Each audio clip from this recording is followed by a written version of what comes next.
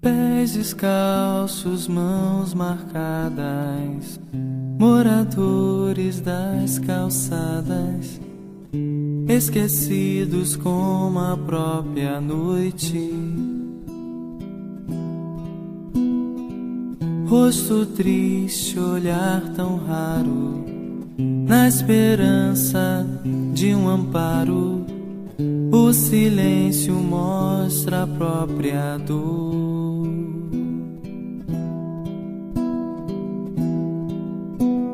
Sem perceber,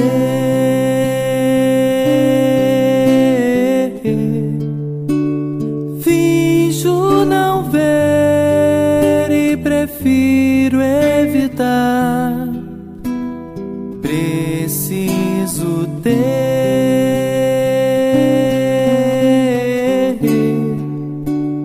olhos de ver e mãos de ajudar e amar como ele amou.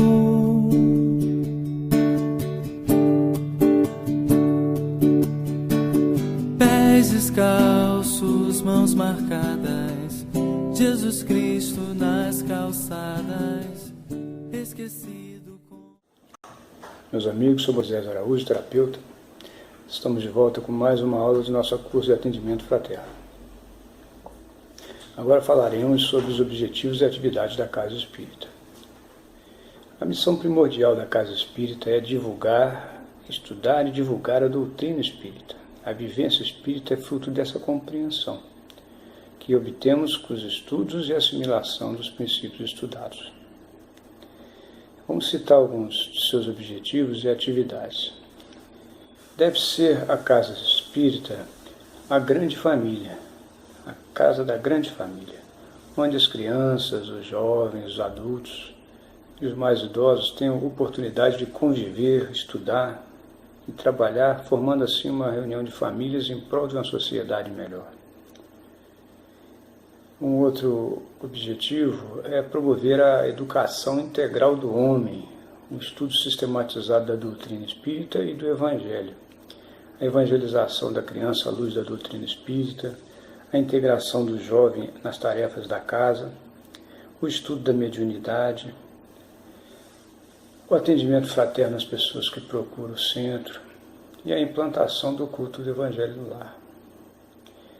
Ainda temos o estudo da mediunidade, que visa oferecer orientação segura para as atividades mediúnicas. Nesse ponto, o atendente fraterno pode observar, durante os atendimentos, possíveis sintomas mediúnicos que estejam se apresentando no consulente, no atendido, e relatar ao dirigente da Casa Espírita. E esse vai avaliar se há necessidade de desenvolvimento mediúnico naquela pessoa. Um outro ponto importante, um outro objetivo importante é promover o serviço de assistência social espírita, assegurando as suas características beneficentes, preventivas e promocionais, conjugando a ajuda material e espiritual, fazendo que esse serviço se desenvolva em paralelo com o atendimento às necessidades de evangelização. Aí, nesse ponto, temos as obras sociais de apoio humanitário. Um outro objetivo também é cooperar com o poder público e ajudar a amenizar os problemas sociais e o sofrimento dos menos afortunados. A atuação das casas espíritas nos grandes flagelos, nas grandes tragédias, calamidades públicas, tem sido muito marcante. Um outro objetivo é se revestir de características de templo, de lar, de hospital, de oficina, de escola. É como diz Emmanuel, quando se abrem as portas de um templo espírita cristão ou de um santuário doméstico dedicado ao culto do Evangelho, uma luz divina se acende nas trevas da ignorância humana e, através dos raios benfazejos desse ácido da fraternidade e conhecimento, que brilha para o bem da humanidade, os homens que dele se avizinham, ainda que não desejam, caminho, sem perceber, para uma vida melhor. Então, veja a importância também, né, desse um objetivo maior da Casa Espírita. Um outro ponto importante é a atividade de unificação espírita. A Casa Espírita é a unidade fundamental. Kardec foi o primeiro a perceber a necessidade da unificação quando propôs que os centros se correspondessem, permutassem visitações, conhecimentos, né, se visitassem, formando assim a família maior espírita. Né? É daí que surgiram as alianças municipais espíritas, os órgãos regionais. Né? No Brasil nós temos as alianças municipais, temos a AFEB, que é a Federação Espírita Brasileira, que são órgãos que regulam e integram as casas espíritas e unificam o movimento espírita no Brasil. Bem, é fundamental que as casas espíritas possuam organização e estruturação de forma a atender também às imposições legais. Né? Existe um instituto legal, uma empresa, né, que é sem fins lucrativos, né, e que tem que estar sujeita a legislações. E que seus departamentos sejam integrados, coesos, né, que haja uma estrutura adequada, um planejamento interno de todas as atividades, para que tudo funcione e corra, né, dentro dos conformes.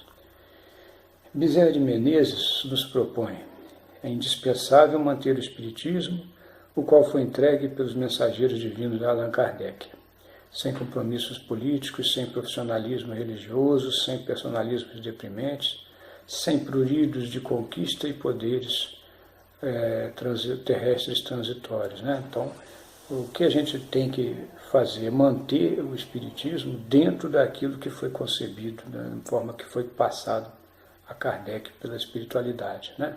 Do contrário, perderá sua essência, né? Como já ocorreu em algumas religiões ligadas ao cristianismo, né? Que hoje atende mais aos anseios de seus líderes, né? Que os ditames do Mestre Jesus. Um outro aspecto é não adotar teorias e práticas exóticas, ou não afinadas com a simplicidade e a pureza dos trabalhos espíritas. Por isso compromete o seu objetivo, desorienta as pessoas que frequentam, as pessoas que são assistidas. Né? É o caso de outras doutrinas, que não há dúvida sobre o seu valor, mas não é assunto para a Casa Espírita. Não podemos misturar o kardecismo com outras práticas ou costumes adotados por outras religiões ou esoterismo. Né? A título de dizer que tudo é espiritismo, não pode. Cada qual deve permanecer em seu lugar. A Casa Espírita dispõe de recursos suficientes para dar atendimento aos que procuram com problemas psicofísicos. Que recursos são esses? A prece, o passe, a água magnetizada, a desobsessão, né? A orientação evangélico-doutrinária. Então, a princípio, a Casa Espírita possui autossuficiência para ajudar as pessoas que ali procuram. Né? Outras atividades terapêuticas que se façam necessárias poderão ser recomendadas, porém não devem ser executadas dentro da Casa Espírita. Bom, embora seja comum e frequente, mas a Casa Espírita deve evitar práticas como o uso de rifas, quermesses, bailes beneficentes e outros meios desaconselháveis para angariar recursos. O que deve se manter é somente as doações e contribuições de seus membros, evitando que se torne um lugar de comércio. Não se pode aceitar, portanto, a alegação de que os fins justificam os meios. Nesse sentido, deve-se zelar para que as contribuições, donativos e convênios preservem os princípios doutrinários e os administrativos da Casa Espírita. Existe um tríplice aspecto do Espiritismo, né, que é ciência, filosofia e religião, e deve ser objeto de estudo na Casa Espírita.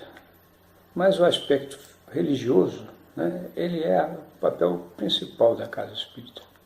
A pesquisa científica ela poderá ser feita, poderá ser conduzida, mas se tiver pessoas na casa com capacidade para, num dia específico, uma reunião específica, realizar esse tipo de trabalho. Mesma coisa é o trabalho filosófico, né, que é o estudo das obras, e também pode ser feito na interpretação dessas obras espíritas, né, que vão ampliar a nossa visão do mundo. Esse também é um papel importante. É como nos ensina Divaldo, a casa espírita é a célula máter da nova sociedade, uma escola que não apenas instrui, mas também educa. Será a escola de santuário, hospital e lar, onde as almas encarnadas e desencarnadas encontrarão diretrizes para uma vida feliz e, ao mesmo tempo, o alimento para sobreviver aos choques do mundo exterior. É preciso que haja uma perfeita sintonia entre os integrantes da casa espírita e a comunhão com o que nos ensina o Evangelho. Bem, muito obrigado e até a próxima aula.